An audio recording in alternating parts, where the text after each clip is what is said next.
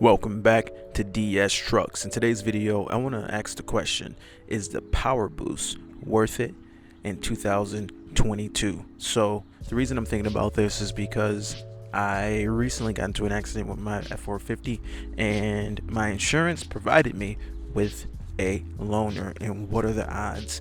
I get a silver 3.5 liter EcoBoost V6 F150. Now the only downside to getting a F150 from Enterprise is they don't have a trailer hitch. For whatever reason, they literally do not provide you with a trailer hitch. So no way of doing any towing with this truck. But in getting this truck, I really did notice how good just a plain base model truck can be with just a 3.5 EcoBoost, no thrills, lightweight truck, basic trim package. You look inside of this thing, they don't even give you floor mats with this, but just a basic interior. This does have the 3.5 EcoBoost, and the power in this thing is great. It's an absolute pleasure to drive it. I believe this truck has like 58,000 miles on it, and it's just super basic. I mean, it does have a reverse camera and a bigger screen, but there's no maps and GPS and all that. I mean, you just have your 12 volts right here. But I started thinking about how this truck drives and how well it drives, and I was kind of thinking, man, are these PowerBoosts, are they worth it? I mean, don't get me wrong, yes, the PowerBoost is faster, but just a plain 3.5 EcoBoost in a base model truck is no slouch at all. It drives great. Now, the power numbers on this, I believe, are 430 horsepower and 570 foot-pounds of torque. Now, when you're towing, you can most definitely feel that torque. It is very impressive.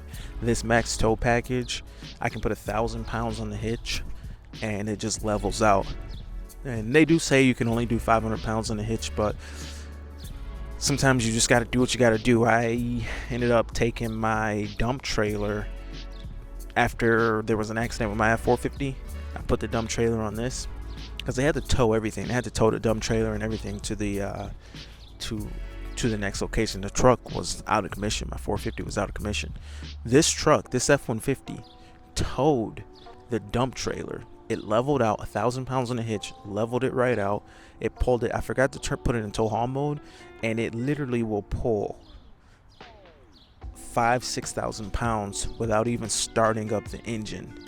And it's just amazing. Now, there is the all electric F150 Lightning, which is a very interesting truck, but I'm just not sold totally on being all electric just yet.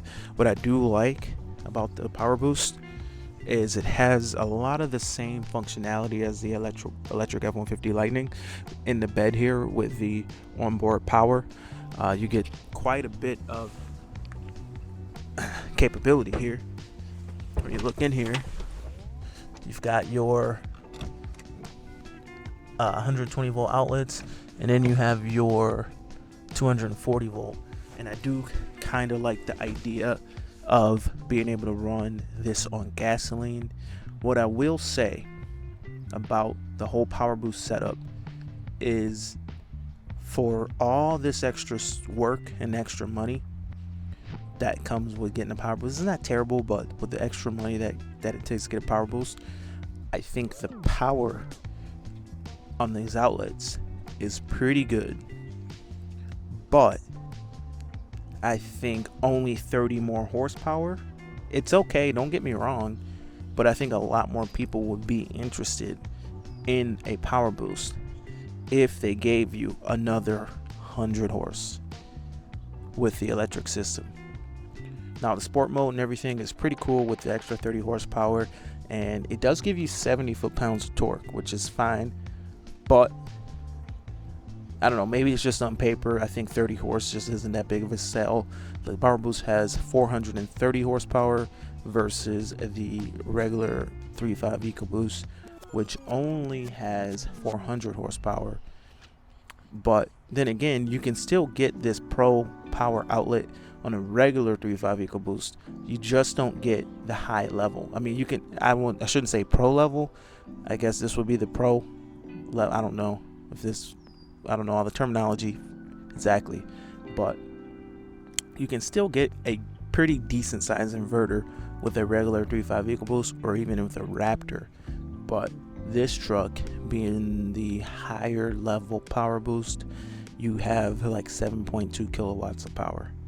But is it worth it? I mean, if you're going to use these outlets, yes, I think it's worth it. Now, another thing is doing this with this gasoline setup. You do have the ability to power your home if you were to lose power. But then I was just watching a video. Get out of here. I was just watching a video here on YouTube, and another interesting point is with the electric F150, the all-electric F150, you could power your home on solar and then have enough battery power that the solar can either charge the truck or the truck can provide power to the home. And it basically does that right through the same port that you charge the vehicle with. It can also power the home. So that's all pretty cool with the all-electric F150. I'm not sure how I feel about getting one personally. Maybe I'll go ahead and order one, see what it's all about. But as of right now, I've been very happy with the PowerBoost. This rental has been cool so far, but then again, there's only so much I can do. I'll probably end up trying. I'm gonna make a call today and maybe try to turn this rental in and get a heavy-duty truck that can actually do some towing for me, because this thing is basically just a grocery getter without a hitch. But anyway, just a quick video, my thoughts on the PowerBoost being worth it in 2022, which is the current time of filming this. And I think the PowerBoost is worth it. Now, for the money that it costs and all that, the extra torque, the ability for the vehicle to turn off a lot more, I think it would be cool to have that same pancake motor functionality available on like a 6.2 or a 7.3. I know the 6.2 is kind of getting phased out, but the 7.3 liter gas V8, one of the big things, just idling a big 7.3 liters, just idling that thing is crazy. But having an extra 30 horsepower on that and then an extra 70 foot-pounds, cool. But then I think the work trucks, I think a lot of guys with the work trucks would really benefit from having that onboard power in the bed. I know I would for sure. I actually went through the trouble installing a 3,000 watt power inverter on my 450 that is currently in the shop. But having something like 7.2 kilowatts available on a Super Duty would be great in my opinion. But anyway, my name is Sean. This is DS Trucks. See you guys in the next video. Over and out.